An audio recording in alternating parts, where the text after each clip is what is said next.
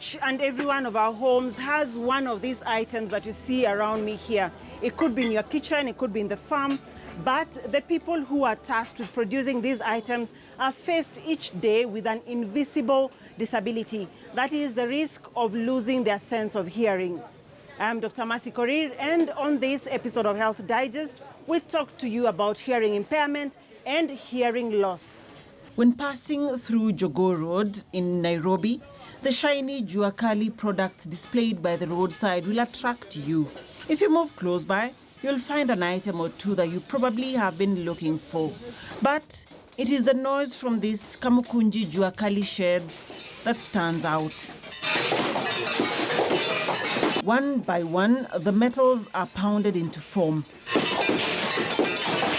Whichever item is needed, the artisans in this establishment that dates back 60 years to colonial times can make it. The beautiful Jua Kali items that come from this place are not without casualties.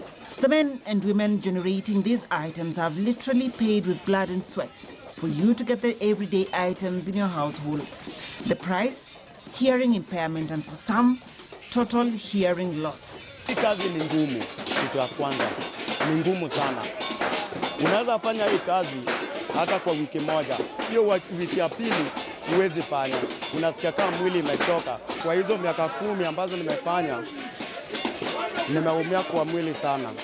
Kitu ya kwanza, kelele. Hii kazi na interfere na masikio. Nikiingia kwa masikio sana, hata mtu akakuongelesha huwezi sikia vizuri. Imagine living with tinnitus day in, day out. A constant ringing noise in your ear that just doesn't go away. Relationships are bound to suffer. Sasa hata kama mtu ananiongelesha, siwezi sikia vizuri. Inabidi aniongeleshe kwa sauti sana, ndio nitasikia. Ukiwa hapa huwezi ukasikia maneno lolote, hata ukiongelezwa na mtu juu ya kelele. Na hizo kelele ikiwa mingi zaidi inakuwa inafanya masikio sasa inapiga tu kelele, inafanya sasa hakuna kitu unasikia hata kidogo. The men and women who came before retired prematurely, not because they had made enough money, but after 5 to 10 years, they informed me that as their bodies got worn out by the hard work, so did their ears shut them out of the world. Shida ya masikio inakuwa kwa sababu hii vitu ambavyo tunatengeneza kama karai, sufuria tunapiga. Na ikipigwa na nyundo, kelele inakuwa mingi zaidi. Hizi kelele ikikuwa mingi, inafanya mtu akikaa hapa zaidi ya mwaka 15 masikio inaziba.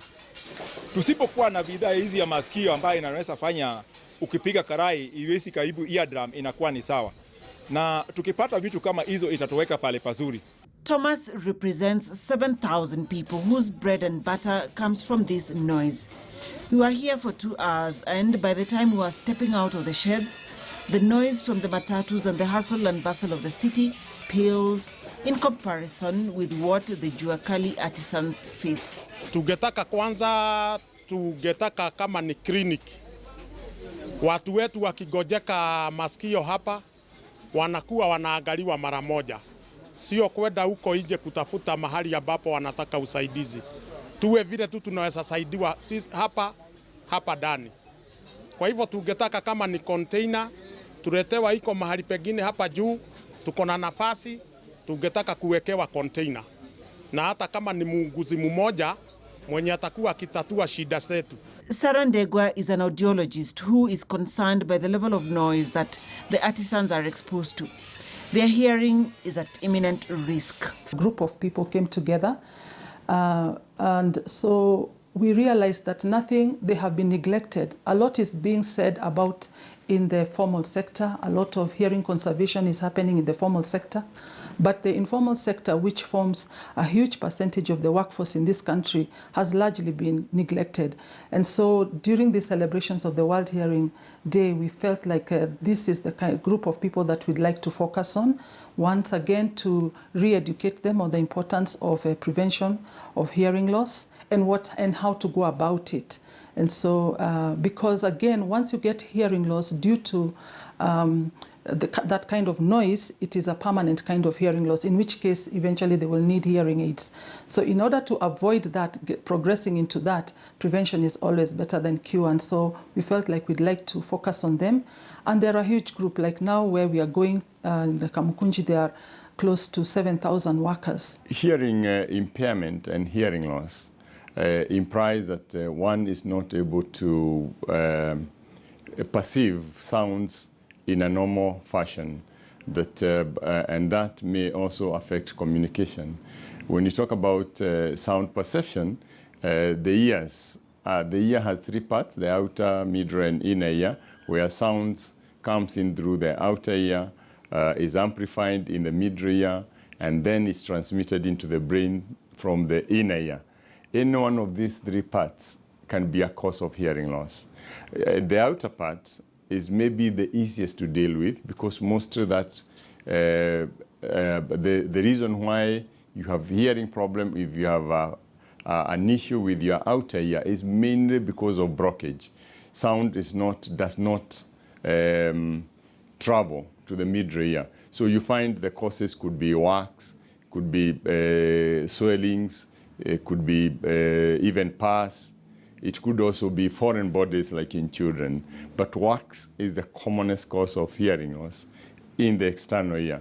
And you find that wax in children, wax in adolescents, also wax in older people. And it is not just adolescents who need to take care of their hearing. With old age, one may also experience a degeneration of hearing, starting with high-frequency sounds, and someone only hears low-frequency sounds. Professor Macharia Muthure, an ENT surgeon, explains. It is not known, and it is thought that some of it is almost predetermined, that even if you have not been exposed to any noxious situation, that your hearing may decline. Just the same way that lots of other parts of the body decline in functionality as we grow old. So it's like we lose certain sensory cells in the cochlea, so that, and you know they are not regenerated. So with time, you keep losing more and more.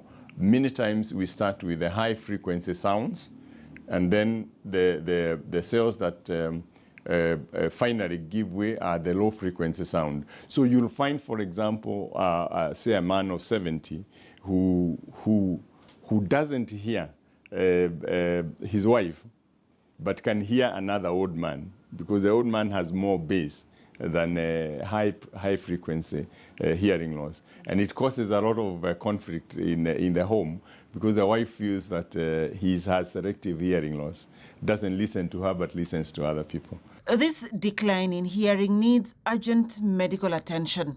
Otherwise, the elderly will start deteriorating. You have hearing loss and it is not corrected, especially in your 4th and 5th decade. It has been related to cognitive decline. And in other words, that it sort of is a high risk for development of dementia. But if it is corrected in good time, it reduces this cognitive decline. And this is information over the last 10 years has clearly come out to correlate lack of hearing and cognitive decline. It means that sound also has a role in stimulating your brain activity. Professor Macharia explains the degree of hearing impairment that you need to be aware of. Then we have moderate hearing loss, we have severe hearing loss, and we have profound hearing loss. Now, if I start from the last, profound hearing loss is hearing loss that ordinarily people would have called deafness. And the reason why we have vacated the use of the word deafness is because of knowing that hearing loss is a spectrum. Now, there's somebody who, if you increase the sound, they will hear. That means you can't say they are deaf, because all that they need is rehabilitation. Now, then there is a person who has profound hearing loss, who doesn't hear, even if you tried to amplify it. But recently, we have ways, interventions that also help that person. For example, cochlear implant can be used to alleviate hearing loss in a person with profound hearing, and especially in children. And it's been proven there are countries now that offer cochlear implantation as part of their national service. And what I mean, national healthcare service. And in some of these countries, they have even abolished deaf schools. Because now the word deaf is no longer inoperable if we are able to restore hearing. So then there is mild hearing loss, means that generally, if I just need to raise my voice very lightly, you will hear. And if you pay attention, you'll be able to hear me. Moderate hearing loss means that I have to shout maybe above a din, and especially it becomes, it affects you, say in a group of people, where you need to pay attention to 2 or 3 different people, from mild to, moderate to severe hearing loss. You start asking people, pardon me. You start asking people, what did you say? Yeah. Now that is where we start saying, if you have a moderate hearing loss, we say you have disabling hearing loss. Disabling hearing loss means that you need help, either through use of hearing aids or even just again, knowing that all treatment, because like I say, if moderate hearing loss is from wax, all that we need is remove that wax and you can hear. The Juakali artisans need earplugs and other hearing protectors as personal protective equipment. Otherwise, they will need hearing aids which do not come cheap. Sarandego explains how hearing aids are fixed to assist persons with hearing impairment. Those who have open kind of fitting hearing aids, they don't require a mold, so it's by case, depends on what is required for the patient. One, the hearing aid itself is going to be, most of our hearing aids now are digital, so we program them commensurate with the need that the patient has. Having said that, there are also other environmental factors which we counsel them about, telling them that, you will have a little bit of challenge when you're in a very noisy background. Those are things that, you can control your environment so that you're able to hear the person who's speaking to you better. But the instruments themselves come with features such as we have mentioned, noise cancellation features, which help in reducing the background noise and amplifying more of the speaker, the person who's speaking to the patient. The other thing is that in schools, there are what we call FM systems. These are systems where a teacher wears a transmitter and the child wears a receiver, which is connected to the hearing aid, and that allows for background noise to be reduced significantly for the child to be able to hear what the teacher is saying. But generally speaking, for hearing impaired persons who are having hearing aids, quiet environmental situations, whether it is classroom for the child, is important to be able to allow them to hear the speech more clearly. The consequences of hearing, especially from early childhood, if not corrected, will span a person's whole life, from childhood to adulthood. The first one is delayed speech development, because the speech, you learn speech from hearing and repeating what you hear. So if you don't hear, you don't develop speech. Now the window for developing speech is the first 5 years of life. So a child who has hearing loss, which is not corrected within the first 5 years of life, that child is unlikely to develop speech. Now, if you don't develop speech, it has so many consequences for your life, because you have poorer communication, you lose your self-confidence because you are not able to communicate well. You find that it has effects on educational achievement, let alone in life, even it affects your socioeconomic status, because, for example, there are lots of children who are not able to go through school just because they didn't develop speech, they can't hear. So they are left in the village. They are taken to sometimes special schools, and we have very few special schools. So we are not able to put every child who has a hearing loss in school in this country. So these are children who miss their opportunities in life. So the first 5 years in life are very, very important. And the earlier we pick the hearing loss, the better, because then we can rehabilitate. It is estimated that about 3 to 4% of the population is affected by disabling hearing loss. This, according to Professor Macharia, is about 1.5 million Kenyans who have some form of hearing loss that needs intervention and resources allocated to it to provide solutions for the people affected. Now, all over the world, for example, it has been proven that loss of hearing is a major cause of loneliness and depression. Now, and you can imagine this, Mercy, that you have your parent, say, is 70 years old, and their hearing has started going down.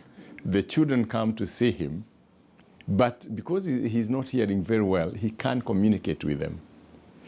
After a short time, he gets frustrated, and the children get frustrated.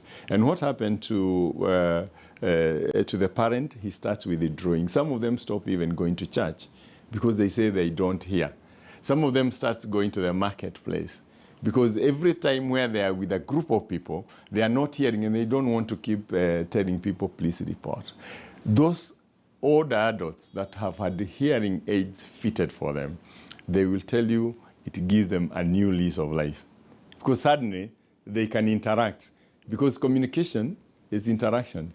And a lot of people have seen, for example, during this COVID period, the fact that a lot of us have been able to keep in touch because of communication, whichever way you are communicating.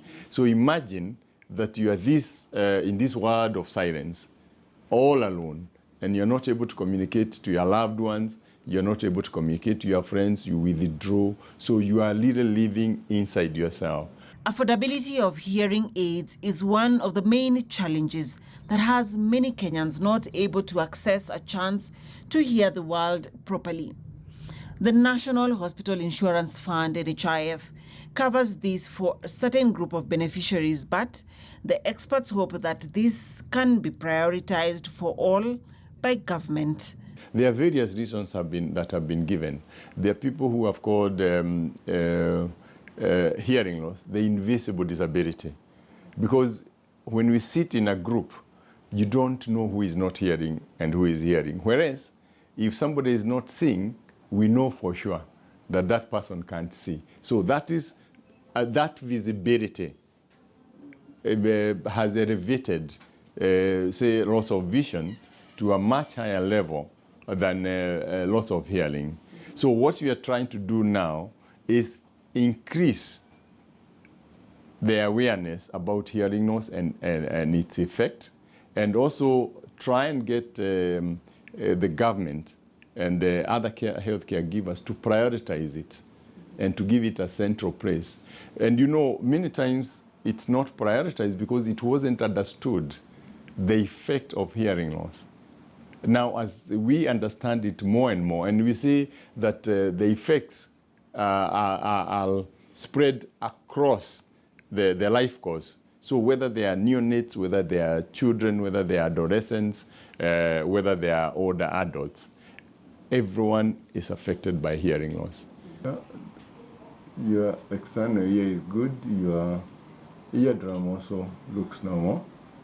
So Mercy, you should be able to hear well. Okay. Thank you, Prof. With 1.5 million to 2 million people in Kenya estimated to have a degree of hearing impairment or hearing loss, it is always important to have your ears checked. I just had mine checked, and the doctor gives me a clean bill of health. We take a short break, and when we come back, we will highlight the story of a speech therapist on Doctor's Diary. Stay tuned. My name is Dr. Mercy Korir.